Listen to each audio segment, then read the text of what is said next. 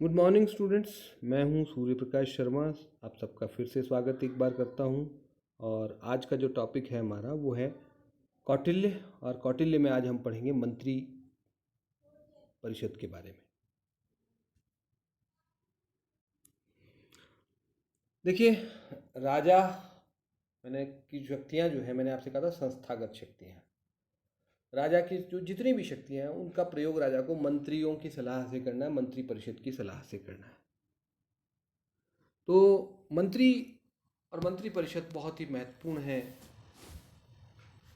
मंत्री को या अमात्य को कौटिल्य ने राज्य के अंग के रूप में स्वीकार किया है। राजा के बाद सर्वाधिक महत्वपूर्ण अंग मंत्री है। तो इसके बारे में हमें समझना चाहिए। सबसे पहले मंत्रियों के बारे में, मंत्री परिषद की बात हम करें तो मंत्री परिषद के सदस्यों की संख्या कितनी होनी चाहिए। सबसे कौटिल्य का कहना है कि 3 या 4 मंत्रियों की नियुक्ति होनी चाहिए। एक मंत्री नहीं होना चाहिए क्योंकि वो राजा को गुमराह कर सकता है, राजा गलत निर्णय कर सकता है एक व्यक्ति की सलाह पर।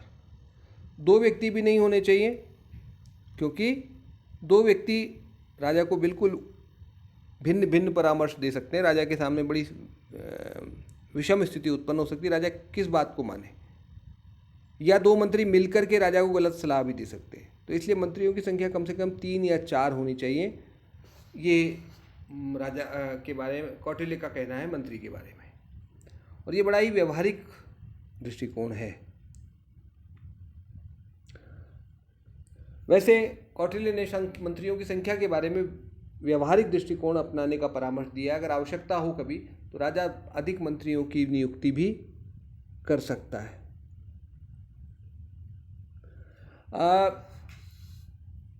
कौटिल्य ने मंत्रियों से संबंधित 2 संस्थाओं का जिक्र किया है। एक तो मंत्रियों की सभा और एक मंत्री परिषद। मंत्री परिषद तो छोटी संस्था है जिसमें 3-4 मंत्री होंगे। एक होगी मंत्रियों की सभा जिसमें सारे मंत्री, जिसमें जैसे आज भी हम देखते हैं कैबिनेट होता है और एक होता है काउंसिल ऑफ मिनिस्टर्स, वैसे ही 2 संस्थाएं वहाँ भी हैं।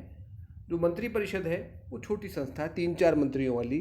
और दूसरी मंत्रियों की सभा, इसमें अन्य विभागों से संबंधित मंत्री भी होंगे।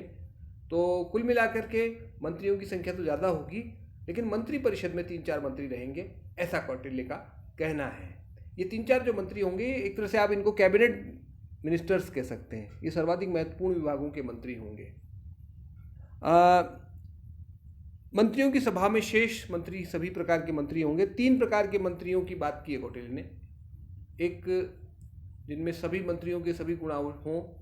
दूसरे मध्यम श्रेणी के मंत्री जिनमें मंत्री में जो है 3/4 गुण हो। और तीसरे शूद्र मंत्री यानी जिनमें लगभग आधे गुण हो मंत्रियों के लिए आवश्यक। ये कौटिल्य का कहना है। उत्तम, मध्यम और शूद्र 3 प्रकार के मंत्रियों की बात की है कौटिल्य ने। उसके बाद मंत्रणा के बारे में क्या कहते हैं कौटिल्य, ये देखिए आप। मंत्रणा का क्षेत्र यानी किस किस विषय में राजा को मंत्रणा देनी है, सलाह देनी है मंत्रिमंडल को, इस बारे में कौटिल्य ने बताया। और उसको मंत्र का अंग नाम दिया है उसको उन्होंने। पहली बात कि राजकीय कार्यक्रमों को आरंभ करने की रूपरेखा का निर्धारण। जो भी राजकीय कार्य होंगे उनकी रूपरेखा बनाना मंत्रियों का काम, उस पर सलाह देना मंत्रियों का काम है। दूसरा, उच्च पदों पर नियुक्तियां तथा करारोपण के सिद्धांत। उच्च पद जो भी होंगे, विभिन्न विभागों के अध्यक्ष हो सकते हैं, न्यायाधीश हो सकते हैं, दूत हो सकते हैं, उनकी नियुक्ति के संबंध में परामर्श देना। और करारोपण, कर के जो सिद्धांत होंगे, टैक्स कैसे लगाया जाए, कितना लगाया जाए, इस पर भी सलाह देने का काम है। तीसरा, अपने तरफ पड़ोसी राज्य के में विद्यमान स्थिति का मूल्यांकन करना, ये भी उनका दायित्व। अपने देश की आंतरिक स्थितियां कैसी हैं, जो गुप्तचरों से रिपोर्ट्स प्राप्त होंगी, प्रतिवेदन प्राप्त होंगे, उनका मूल्यांकन करने में राजा की सहायता करना, उस पर सलाह देना इनका काम है। और पड़ोसी देशों में क्या स्थितियाँ, वहाँ के अंदर किस प्रकार की फूट पड़ी हुई है या नहीं है, या वहाँ की आंतरिक हालात कैसे हैं, ये पता लगाना भी इस पर भी सलाह देना मंत्रियों का काम है। चौथी बात, राज्य के समक्ष उपस्थित संकट के बारे में जो है आवश्यक उपायों पर विचार करना भी इनका काम है। इस पर भी वो सलाह देंगे राजा को, जो भी संकट हो राज्य के समक्ष उनसे कैसे मुक्त हो राजा या राज्य, इसके ऊपर विचार करना उनका काम है। और जो भी सरकार काम करती है, राज्य जो भी काम करेगा उन पर क्या नीति अपनाई जाए इस बारे में परामर्श देना। तो अन्य जो भी काम आए, मतलब इनके अलावा और जो भी काम राज्य के पास आते हैं, राजा को करने पड़ते हैं, उन पर सलाह देना। यानी राजा को जो जो कुछ भी करना है उस पर सलाह देने का काम मंत्रियों का है। नेक्स्ट है साहब आपका मंत्रियों के दायित्व। क्या क्या काम करने मंत्रियों को। ये पिछला तो हमने देखा कि सलाह किस किस मामले में देनी है, अब काम क्या क्या करने हैं।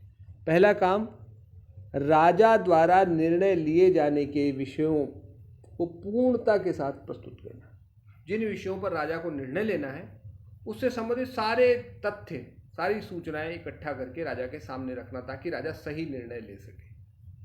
आधी अधूरी सूचनाएं अगर राजा के सामने आएंगी तो निर्णय भी गलत होगा। इसलिए जब भी कोई मामला निर्णय के लिए आए तो उस विषय को पूर्णता के साथ राजा के सामने रखना। सारे उसके तथ्य हों, आंकड़े हों, जो कुछ हो उस विषय से संबंधित, वो सब राजा के सामने रख देना, ताकि राजा बिल्कुल सही निर्णय ले सके। निर्णय इस बात पर निर्भर करेगा कि कितनी सूचनाएं उस राजा के पास पहुंची है। दूसरा काम है, जो भी विषय राजा के निर्णय के लिए आया है, विचार करने के लिए आया, उसमें सहायता करना। राजा निर्णय कर सके इसमें उसकी मदद करना। पहले तो आपने तथ्य रख दिए, उन तथ्यों की व्याख्या करने, उन तथ्यों की राजा अगर कोई निर्णय करता है फाइनली कि हमें क्या डिसीजन करना है, तो उस डिसीजन को तक पहुंचने में राजा की मदद करना है। तीसरा, राजा द्वारा लिए गए निर्णय का मूल्यांकन करना। राजा ने मान लीजिए कोई निर्णय ले लिया, तो उस निर्णय का मूल्यांकन करना, यानी वो निर्णय सही है या नहीं है, उससे क्या हानि हो सकती है, उसके क्या फायदे हो सकते हैं, दोनों पक्ष राजा को बताना। चौथा, मतभेद की स्थिति में स्पष्ट मत प्रस्तुत करना। मान लीजिए मंत्रियों में मतभेद हो जाए, तो आपका जो मत हो बिल्कुल स्पष्ट रूप से रख दो, फिर चाहे राजा माने या ना माने, ये उसकी मर्जी। जो भी आपकी राय हो उस विषय पर, उसको स्पष्ट रूप से रख देना। और फिर अंतिम जो निर्णय हो गया उसका क्रियान्वयन करना। यानी निर्णय लिए जाने के लिए आवश्यक सूचनाएं जुटाने से लेकर के निर्णय के क्रियान्वयन के मामले तक सारे काम मंत्रियों को करने हैं। नेक्स्ट है मंत्रियों की योग्यताएं। देखिए, पहली बात तो ये है कि मंत्रियों की नियुक्ति का आधार योग्यता होगा, ये स्पष्ट कर देते हैं कौटिल्य। राजा से निकटता नहीं होगा, या किस समाज में, किस जाति में उसका जन्म हुआ है, किस वर्ण में उसका जन्म हुआ है, ये नहीं होगा। ये इंपॉर्टेंट बात है। दूसरी बात, कौटिल्य कहते हैं कि स्वदेश में जन्म, विद्वत्ता, गंभीरता, कार्यकुशलता, ओजस्विता, उत्साही, निर्णय क्षमता, पवित्र आचरण, राजभक्ति और लोकप्रियता, ये सारे गुण मंत्रियों में होने चाहिए। बहुत महत्वपूर्ण गुण है सारे। स्वदेश में जन्म, ये विदेशी को नहीं बनाना कभी मंत्री, क्योंकि विदेशी व्यक्ति की निष्ठा संदिग्ध हो जाती है, ये कहना है। आज भी देखिए आप, अमेरिका के अभी राष्ट्रपति के चुनाव चल रहे हैं, तो वहाँ राष्ट्रपति वही बन सकता है जो वहाँ का जन्मजात नागरिक है, वो बन सकता है केवल। अगर हम जाकर के वहाँ की नागरिकता ले लें तो भी हम राष्ट्रपति नहीं बन सकते वहाँ के, क्योंकि मानते हैं जन्मजात व्यक्ति का अपने देश के प्रति जो लगाव होता है वो अन्य व्यक्तियों में नहीं हो सकता। बाकी चीज़ें सब अपने आप स्पष्ट है। योग्यता के आधार पर कौटिल्य मंत्रियों का वर्गीकरण भी करता है, जिनमें सारे गुण हो वो उत्तम मंत्री, 3/4 वाले मध्यम और आधे वाले शूद्र मंत्री होते हैं, जैसे चर्चा की थी हमने पिछले स्लाइड पर। चौथी बात वो कहता है कि मंत्रियों में के गुणों की परीक्षा करने के बाद, उनके चरित्र की परीक्षा करने के बाद ही राजा को चाहिए कि मंत्री पद पर नियुक्ति करे। अच्छे से जांच कर लो नियुक्ति से पहले, क्योंकि मंत्री बहुत महत्वपूर्ण होता है शासन में, प्रशासन में। गलत आदमी आ गया तो बर्बाद कर देगा देश को, राजा को नष्ट कर देगा, राज्य को नष्ट कर देगा। तो इसलिए पहले अच्छे से जांच पड़ताल कर लो, उसको छोटे मोटे काम दे करके देख लो। अगर वहाँ पर वो निष्ठावान नज़र आता है, कार्यकुशलता उसकी दिखती है, तभी मंत्री बनाओ। ऐसे नहीं कि अचानक से बना दिया, अचानक से मित्रता हुई चलो तो आप हमारे मंत्री, ऐसा नहीं। क्योंकि कौटिल्य पहले ही कह चुके हैं, निकटता के आधार पर नहीं बनाना मंत्री, योग्यता के आधार पर। और अंतिम बात, वर्ण विशेष में जन्म होना आवश्यक नहीं। जैसे मनु मानते थे वैसा कौटिल्य नहीं मानते। कौटिल्य केवल योग्यता को आधार मानते हैं नियुक्ति का। नेक्स्ट स्लाइड पे चलते हैं हम लोग। मंत्रियों पर नियंत्रण। देखिए, नियंत्रण बहुत जरूरी होता है प्रशासन में, शासन में, क्योंकि आपको याद है लॉर्ड एक्टन की बात, शक्ति मनुष्य को भ्रष्ट बनाती है, और शक्ति जितनी अधिक होगी भ्रष्ट होने की संभावना उतनी ही बढ़ जाती है। इसलिए नियंत्रण बहुत जरूरी है, मंत्रियों पर भी नियंत्रण रखना चाहिए। नियंत्रण की आवश्यकता की बात तो मैं बता ही चुका हूं कि नियंत्रण की शक्ति जो है वो नियंत्रण चाहती है। शक्ति, अगर मंत्रियों पर आप नियंत्रण नहीं लगाओगे तो वो राजा को, राज्य को नुकसान पहुंचा सकते हैं।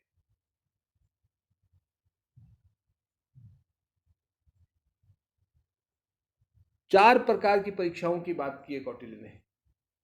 धर्मोपधा, अर्थोपधा, कामोपधा और भयोपधा। चार प्रकार की परीक्षाएं ले सकता है राजा मंत्रियों की।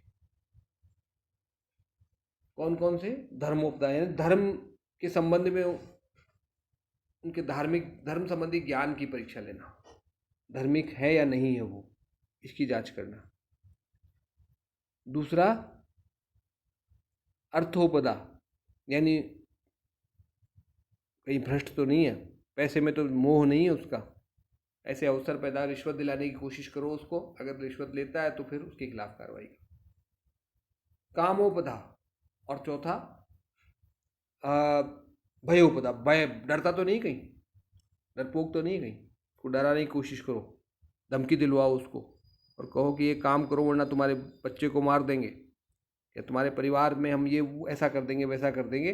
तो क्या इस धमकी से डर के वो राज्य के विरुद्ध, राजा के विरुद्ध काम करने को तैयार हो जाता है? क्या ये सब जांच करनी चाहिए राजा को। लेकिन कौटिल्य का कहना है कि ये छोटे मंत्रियों की जांच होनी चाहिए। बड़े जो मंत्री हैं, प्रथम श्रेणी के, श्रेष्ठ मंत्री, उत्तम श्रेणी के, उनकी जांच नहीं की जानी चाहिए। उनको तो पहले ही नियुक्ति से पहले ही उनकी जांच हो जानी चाहिए, नियुक्ति के बाद उनकी जांच नहीं होनी चाहिए। और ये परीक्षाएं भी बहुत सतर्कता के साथ होनी चाहिए। कई मंत्रियों को पता नहीं चल जाए ऐसा कि राजा उनकी परीक्षा ले रहा है, नहीं तो वो राजा के खिलाफ हो सकते हैं, उनको बुरा लग सकता है। क्योंकि एक ईमानदार आदमी की अगर ईमानदारी की परीक्षा करे तो उसको बहुत बुरा लगता है। और अंतिम बात जो मैं कहा था कि प्रमुख मंत्रियों की परीक्षा लेनी, जो ऊपर वाले मंत्री हैं, 3-4 मंत्री, उनकी ये परीक्षाएं नहीं होनी चाहिए। उनको तो नियुक्ति से पहले ही उनके चरित्र की जांच कर लेनी चाहिए, उसके बाद नहीं। नेक्स्ट स्लाइड पे चलते हैं हम लोग।